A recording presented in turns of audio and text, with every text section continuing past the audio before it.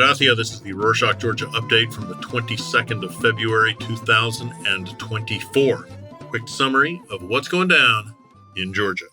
On Tuesday the 20th, Georgia's freshly minted Prime Minister Irakli Kobakhidze and his haircut received a warm welcome from Josep Borrell, High Representative for the EU for Foreign Affairs and Security Policy, covering Georgia's EU aspirations, territorial integrity, particularly the ongoing challenges the regions of South Ossetia and Abkhazia, leaving to one side Kobakhidze's rhetoric in Georgia, which, by the way, the EU and NATO do not leave to one side. The government said the trip to Brussels also aimed to bolster ties with NATO.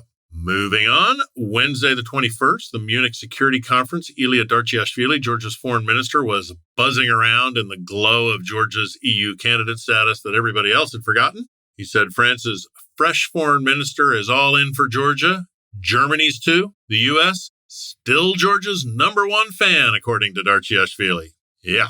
On Thursday the 15th, Tucker Carlson, the American journalist known for his provocative commentary and stupidity, sparked controversy in Georgian media. Carlson interviewed the Russian President Vladimir Putin, drawing significant attention for allowing Putin to promote lengthy and idiotic narratives justifying Russia's invasion of Ukraine. The move prompted an illuminating investigation of who is pushing Carlson's message in Georgia, because it was heavily pushed, as they have been echoed across various platforms, largely the pro-Kremlin and anti-Western outlets. Carlson's stance has been consistently against U.S. aid to Ukraine, even labeling Ukraine's President Volodymyr Zelensky a dictator. His statements, amplified by Kremlin media, found resonance in Georgia's local media landscape, particularly among the pro-Kremlin and pro-Otsneba and government outlets like Altinfo, Sezoni TV, and Post TV. The Georgia First platform, linked to the ruling party of the Georgian Dream, or Otsneba, has been actively spreading Carlson's narrative since November 2022, with dozens of sponsored materials on social media platforms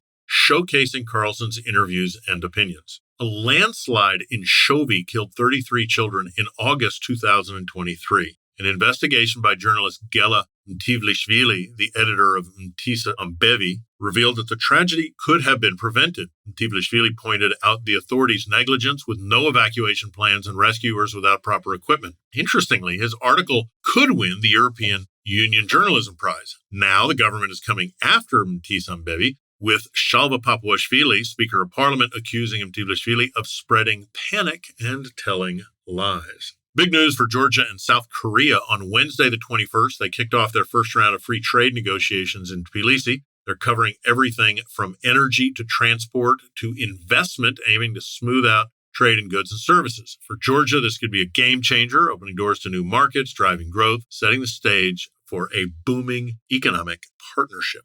Up next, according to the National Environmental Protection Agency, on Friday the 16th, Tbilisi and some other regions are facing a spike in particulate matter levels. There's an uptick in PM10 and PM2.5 in the air, particles with diameters of 10 and 2.5 micrometers, due to pollution that has allegedly crossed borders into Georgia. If inhaled, these particles can cause health problems. However, the agency said this kind of pollution isn't unusual, popping up only under certain weather conditions a few times a year. Since we mentioned Tbilisi, its streets are set for a change with a slash in taxi licensing fees, particularly for the white, easily recognizable taxi Tbilisi cars under Category A licenses. Category A taxi drivers will enjoy indefinite permits and gain access to bus lanes. The reduction in license costs is designed to encourage more drivers to operate within the legal framework, promising an increase in the number of authorized taxis. In other news, on Tuesday the 20th, the National Democratic Institute, or NDI, launched its pre-election assessment mission to Georgia, gearing up for the 2024 parliamentary showdown on the 26th of October.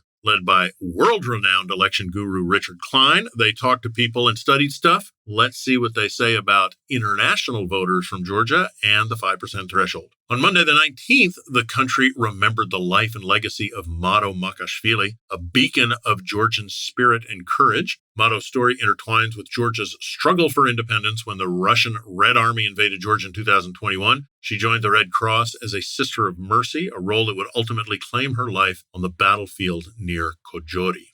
In some nicer news, on Friday the 16th, 11-year-old Mariam Mehparian won the top prize in the children's category of Growing with Your Food photo contest. She captured hearts with her photo essay on cultivating an ancient wheat variety in her school garden. The competition is part of the European Capital of Culture Tartu 2024 festivities and draws over 1,100 entries globally celebrating the art and craft of gardening. Literary world, Georgian writer Aka Morchiladze, born Georgi Akhvlediani, was nominated for the Nobel Prize in Literature on Friday the 16th. Morchiladze's literary contributions have been celebrated with multiple awards, including the Saba Literary Prize. Some of his notable books translated into English include Journey to Karabakh, awesome movie, by the way, and Made in Tiflis. That's M-A-I-D in Tiflis.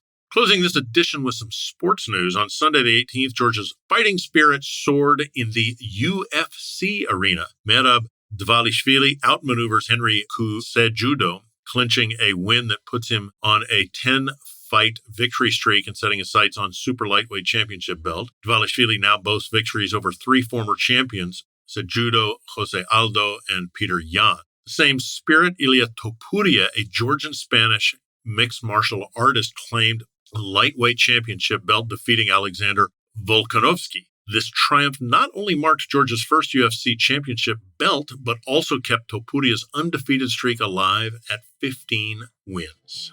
And that's it for this week. Thank you so much to everyone who filled in the surveys over the past few weeks. We really appreciate your comments, got a lot out of them. Many of you mentioned that you'd like to get some more in-depth episodes and interviews. Is that something you'd like?